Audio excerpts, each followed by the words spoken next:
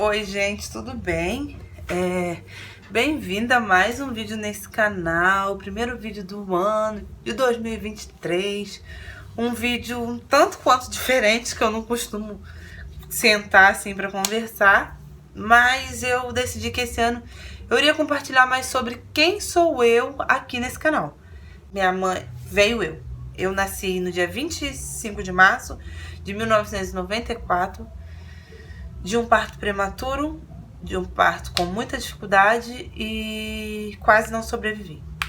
Milagre mesmo, o médico inclusive deu como se eu já estivesse morto para minha avó e para minha madrinha, mas através de um milagre sobrevivi. E ficamos, minha mãe e meu pai, quando eu tinha 3 meses eles se separaram e minha mãe foi me criar sozinha. Mas dos meus 3 meses até os 3 anos, que foi quando a minha mãe conheceu meu padrasto, minha mãe trabalhou fora para criar eu e meus irmãos, que no caso agora éramos 5. E eu fui praticamente aí nesse período criado pelas minhas irmãs, porque minha mãe saía para trabalhar e quem cuidava de mim era elas. Aí até que minha mãe conheceu o Denilson e aí falou para ela: não, agora deixa que eu assumo a bronca daqui para frente. E ficaram juntos, casaram, foi assim, eu não tenho que reclamar dele, de nada, quando ele chegou na vida da minha mãe. Na verdade, assim, eu lembro bem pouco de mim antes dele, é só dele pra frente. E falar nisso ainda mexe um pouquinho comigo, né? E ai, gente, eu não queria chorar. A minha mãe, a gente tinha uma casa, né, própria, mas aí quando a minha mãe ficou com ele, a minha mãe, meus irmãos, que já tinham ali entre 18 e 21, 22 anos, que minha mãe engravidou assim, um atrás do outro, meus 4 irmãos mais velhos, ela deixou a casa, eles morando na casa, e fomos morar numa outra casa de aluguel. Eu e minha mãe e meu padrasto. Minha mãe logo engravidou, que eu acho que minha mãe era minha doida. Já tinha assim, engravidou de novo. Mas enfim, e ela fala que quando ela engravidou, o que ela pensou foi: fudeu, agora mais um filho pra me criar sozinha, né? Aí, porque ela tava de muito pouco tempo com meu padrasto, mas tudo deu certo. Aí fomos morar em casa de aluguel e, gente, a gente se mudava muito, tipo assim, uma vez por ano, eu acho, a gente se mudava, e eu achava aquilo o máximo. Hoje eu entendo que, tipo, mudança é o ó, mas na época eu achava o máximo cada vez numa casa nova. Porque minha mãe era chata em questão de casa, sabe? Eu entrava na casa e, tipo, tinha que ser a casa direitinho, do jeito dela. Minha mãe sempre teve mania, assim, de casa impecável. E aí ela entrava na casa, a casa não é do jeito dela, e aí ela saía e a gente, tipo assim, moramos em muitas casas mesmo. Eu achava o máximo estar sempre mudando. Aí sempre que mudava, eu comprava alguma coisa nova pra casa. Aí eu achava aquilo o máximo. Eu não sabia que tava comprando porque cada mudança estragava uma coisa. Ai, gente, criança é inocente, né? E assim foi a minha infância, mudando muito, muito, muito de casa. Meu padrasto veio a minha irmã, né? E nós fomos criadas iguais pelo meu padrasto, tipo, iguais mesmo. Sempre que dava pra uma, dava pra outra. Saía, a gente passeava muito. As minhas lembranças paternas são todas com ele, todas. Porque a gente ia viajar, eu ia com ele, né? Era tudo com ele. Meu pai morava muito próximo, tipo, umas 2 ruas depois, mas o meu pai, ele era um homem frio, sabe? Assim, meio frio, assim. Ou eu não sei se é porque eu não cresci, mas eu acho que é o jeito dele, porque minha mãe fala que até quando eles eram casados, eles se deram muito bem, ele foi muito bom pra ela, muito bom pros meus irmãos, mas é da personalidade dele ser um homem mais frio. E como pai também, eu não achava ele assim. Eu não tinha tanto. Não sei explicar. Gostava do meu pai, dava muito bem com meu pai, a gente conversava, a gente brincava, mas era relações diferentes entre meu pai e meu padrasto. Graças a Deus sempre foi muito tranquilo. Meu pai e meu padrasto sempre conversaram, minha mãe e minha madrasta sempre conversaram. E detalhe, era eu, meu pai e minha mãe, né? Assim, tinha os meus 4 irmãos mais velhos, mas assim, tô dizendo assim, só tinha eu entre meu pai e minha mãe. E aí eles não ficaram juntos, logo separaram. Quando eu tinha 3 anos, minha mãe conheceu o Denilson. E o meu pai conheceu a Célia, minha madrasta. Com 3 meses que minha mãe tava com o Denilson, minha mãe engravidou. E a Célia engravidou na mesma época. Tanto que a Vitória, minha irmã, por parte de mãe, faz aniversário em fevereiro. E a Esté, minha irmã, por parte de pai, faz aniversário em abril. Então, assim, engravidaram na mesma época, tiveram filho quase na mesma época. A Célia já tinha mais 2 filhos, a Andressa e o André. E assim, quando eu ia pra casa do meu pai, era tipo um monte de criança. Quando eu tava na casa da minha mãe, era um monte de gente também. E pra mim sempre foi tudo uma família, sempre se deu todo mundo bem. O meu pai sempre se deu bem com os meus irmãos mais velhos, né? E o meu padrasto também se dava bem com todo mundo. A minha madrasta sempre me tratou muito bem, muito bem, muito bem, muito bem, muito bem mesmo. Quando eu tava na casa do meu pai, nossa, eu era tratada igual as filhas dela, os filhos dela, né? Aqui na minha casa, o meu padrasto me tratava igual ele tratava a minha irmã. Minha mãe e a Célia conversavam tipo, de boa mesmo, sempre teve muito respeito. Sempre teve muito, muito, muito respeito entre esses adultos. Então, acho que por isso eu não cresci. Não fui uma criança complexada em questão de pais separados, mas pra mim sempre foi, tipo, de boa. Nunca nem cogitei a possibilidade de se minha mãe e meu pai fossem casados. Isso pra mim nunca nem existiu. Eu era muito de boa com essa situação. Eu fui crescendo, minha irmã crescendo, eu entrei na adolescência, comecei a trabalhar. Essa época minha de que entrei na adolescência, comecei a trabalhar, foi uma época muito difícil minha com a minha mãe. Eu acordava 5 horas da manhã. Minha mãe e minha irmã, 2 horas da manhã, fazia batucada dentro de casa. Tipo assim, o meu padrasto não falava nada, porque ele dormia, apagava, nem via, porque ele também acordava cedo pra trabalhar. Só que eu sempre fui assim, se eu estiver dormindo e acordar, eu não consigo dormir mais. E isso acontecia muito, e eu ficava muito puta com isso. Tipo, 2 horas, minha irmã acendendo e apagando luz, porque a gente dividia quarto. E aí eu ia reclamar com a minha mãe falava que eu era chata, porque eu era implicante, porque eu não sei o que. Eu falava, implicante, porque amanhã eu tenho que acordar cedo, isso aqui. Enfim, então foi uma fase muito estressante. Eu comecei a sair muito não tava em casa, tava sempre discutindo, porque aí as discussões acabavam tomando rumos desnecessários, porque a minha mãe começava a falar coisas que não tinha necessidade e nem porquê. Aí eu ficava muito chateada, muito mesmo. Eu achava que, tipo assim, cara, eu não dou trabalho pra minha mãe pra poder ela me tratar do jeito que ela me trata. Só que hoje eu entendo que, assim, quando o filho, ele não dá tanto trabalho, ele acaba realmente ficando de lado. Eu falo isso pra ela, mãe, o fato de eu não ter te dado tanto trabalho fez com que você não precisasse se preocupar tanto.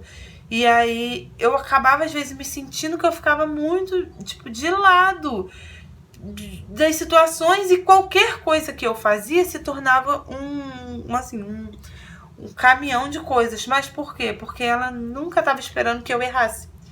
E quando eu errava isso daqui, tipo, pra ela era o mundo se acabando. E eu não entendia, não aceitava isso.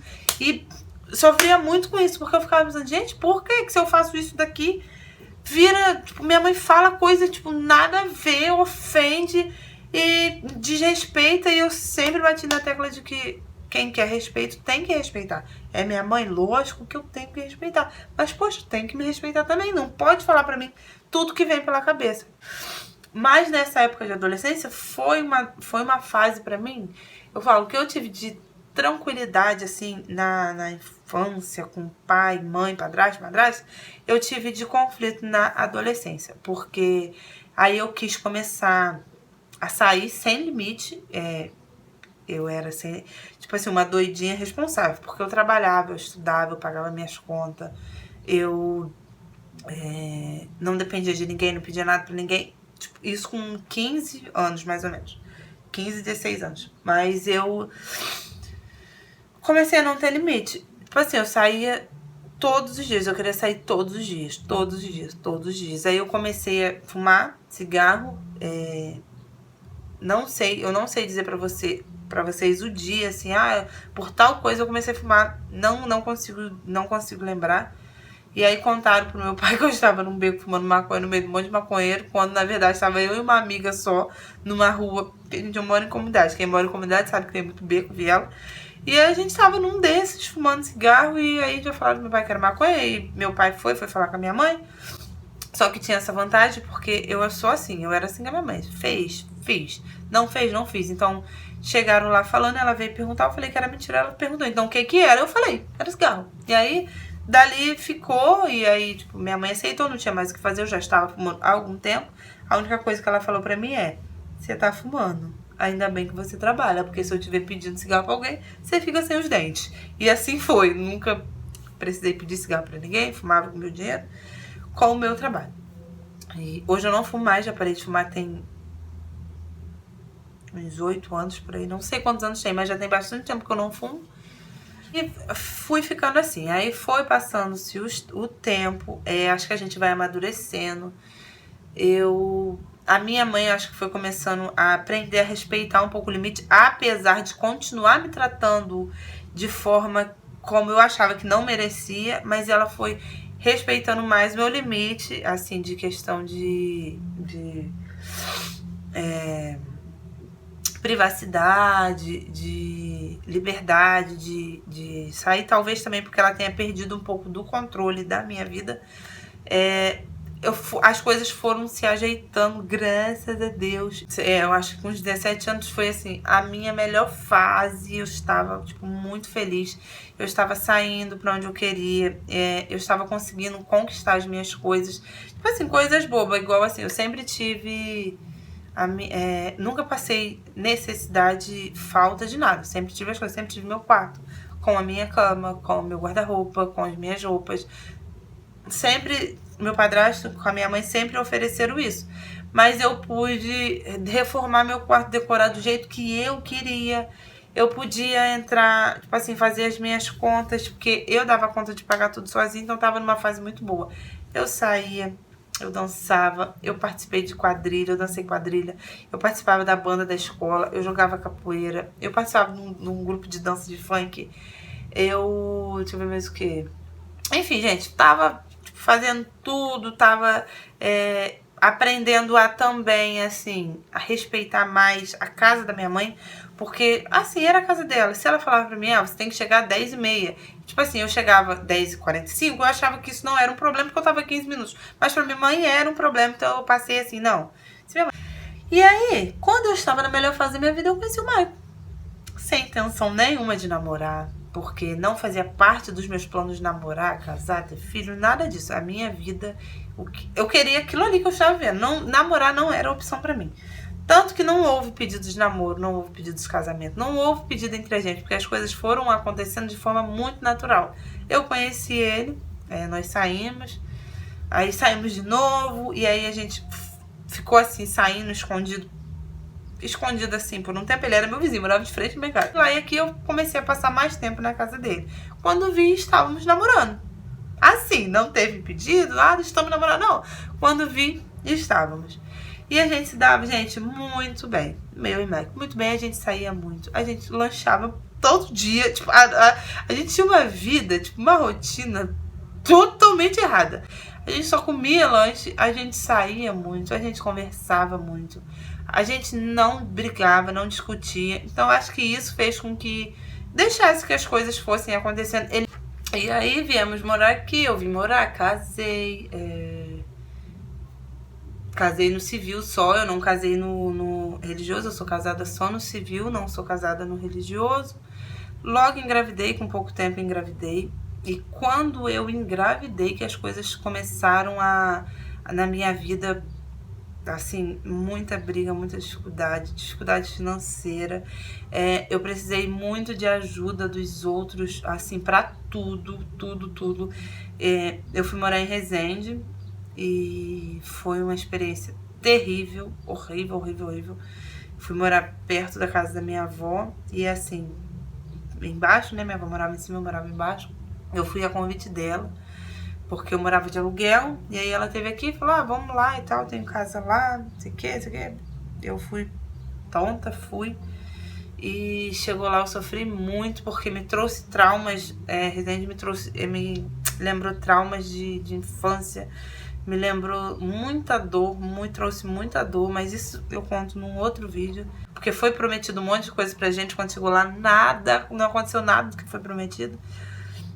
E eu ficava me vendo assim, às vezes ele saía, na época ele tava fazendo autoescola, ele saía pra ir pra autoescola, eu ficava em casa sozinha, e eu só chorava, eu não tinha força pra mais nada.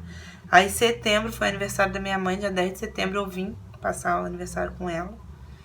E fui embora, depois do aniversário dela, e quando eu fui embora, eu cheguei lá, só cheguei lá e falei pra ele, não, só vim pra te buscar pra gente ir embora, buscar as nossas coisas e vamos embora. Falei, mas vamos embora pra onde? Falei, não, vou embora. Aí liguei pra minha mãe, vim morar na casa da minha mãe. A minha irmã saiu do quarto dela e eu fiquei no quarto dela, minha irmã ficou dormindo na sala por um tempo. E assim, que fase da minha vida. Porque a gente não tinha R$1 pra fazer nada. Nada. Nessa altura do campeonato, só tinha uma parcela do seguro-desemprego pra receber. Não tinha emprego. Eu já estava aí com uns 8 meses, 7 meses mais ou menos, de gravidez. A gente estava morando na casa da minha mãe. Minha mãe e meu padrasto estavam numa fase da vida deles, não estavam muito bem, porque meu padrasto nunca quis morar aqui onde a gente mora, e a minha mãe, aquele jeito da minha mãe, dela tomar a frente de tudo, dela manter o controle de tudo, ela veio mesmo sem ele querer. Vendemos a nossa casa, ela vendeu, né, a nossa casa que a gente morava lá em outro bairro, e veio morar num lugar aqui que não é um lugar bom mesmo pra morar. Aí eu vim morar na casa da minha mãe com o marido, grávida, e aí, gente, nossa, que dificuldade. Só que aí a gente já tinha laje aqui pra fazer, porque quando a minha mãe comprou, a minha mãe comprou a parte de baixo e fizemos um acordo. Eu pagava o pedreiro pra levantar a casa e batia a laje e podia ficar com a laje pra me fazer minha casa. Mas não tinha nada, só tinha a laje mesmo. E aí, com a última parcela do seguro-desemprego, o Mike foi lá e comprou tudo de material pra casa. E cadê o dinheiro pra pagar o pedreiro? Não tínhamos.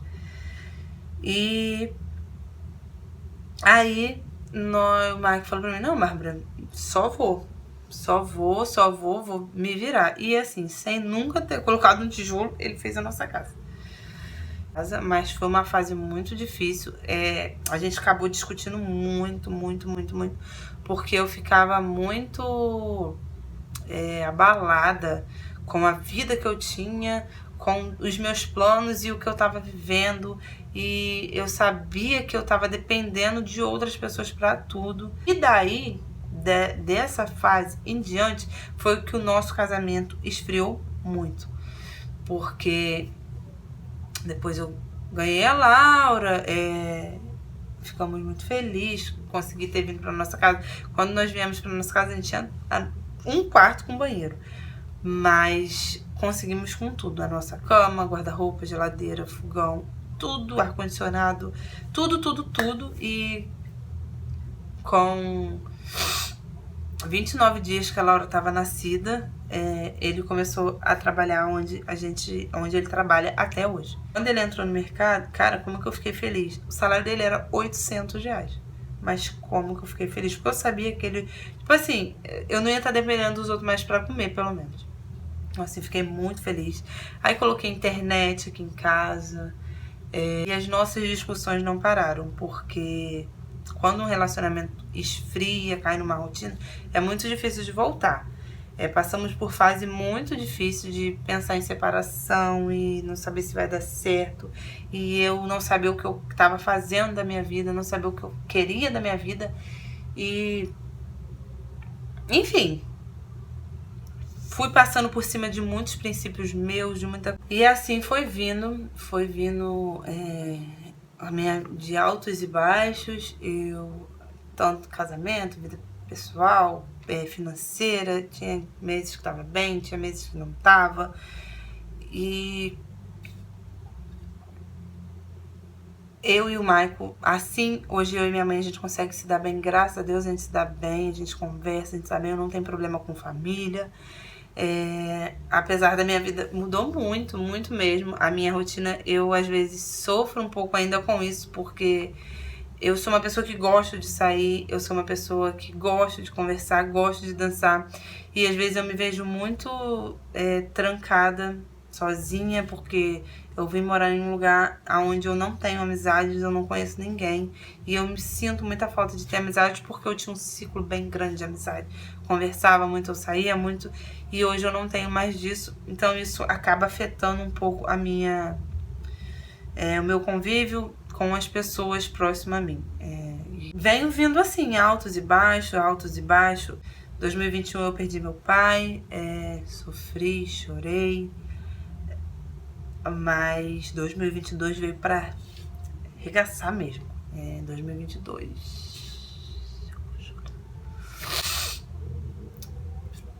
2022 eu perdi meu padrasto.